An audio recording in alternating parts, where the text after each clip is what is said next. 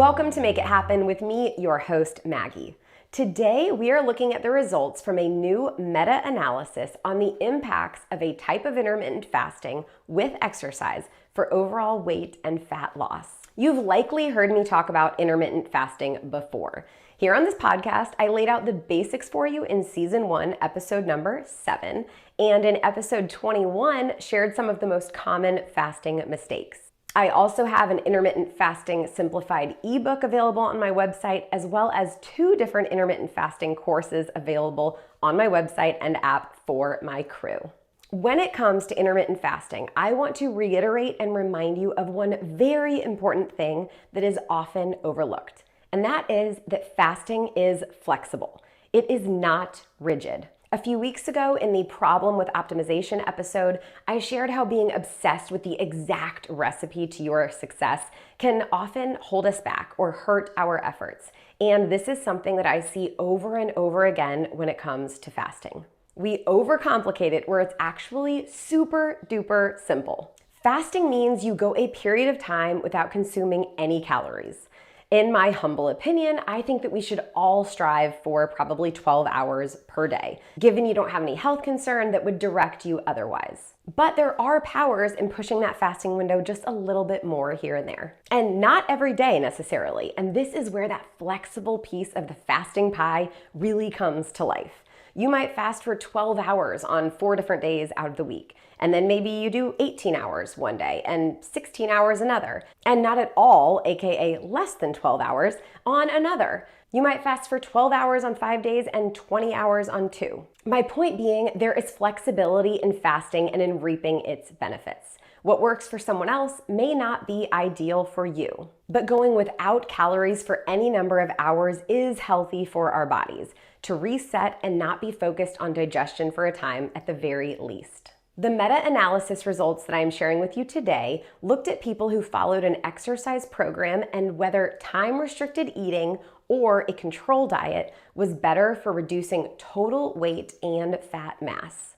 Time-restricted eating is a type of intermittent fasting that involves abstaining from calories for 16 hours per day and then consuming all meals, snacks, and calories within an 8-hour eating window. You might have heard this termed the 16 and 8 intermittent fasting protocol, and the eating window can occur at any time throughout the day. In the studies looked at for this meta-analysis, the participants in the time-restricted eating group generally consumed their calories within a 6 to a 10-hour eating window.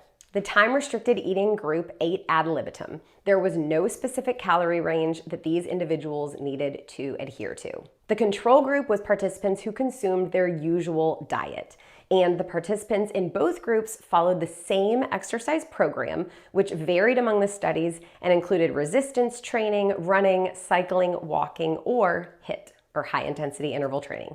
And the results showed that compared to the control diets, the time-restricted eating group reduced weight and fat mass significantly. My personal and professional opinion on these results is that it is not solely because of the benefits of intermittent fasting, but that when we reduce the number of hours that we eat, like from 12 hours to 8 hours, for example, we probably reduce the total amount of calories that we consume as well.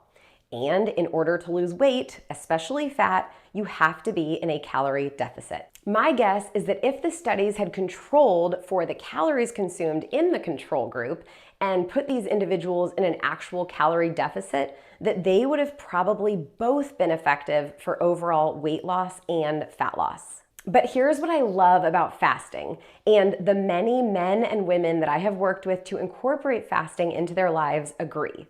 When you reduce the number of hours that you eat per day, you tend to actually be less hungry than if you eat in a larger eating window. And this is important if you're trying to lose weight, because trying to lose weight when you're hungry is a massively challenging undertaking. And fasting, for many, can help to smooth this barrier. Plus, if you're eating for a lower number of hours each and every day, you're probably consuming less in overall calories as well. The scientific literature on fasting is still relatively new, so there is still much to be learned and to further understand. But I thought this research was worth sharing, and I hope that you have found it helpful in paving a path forward to your goals, especially if those goals are to lose weight. I'll see you back here next week. Until then, go make awesome things happen.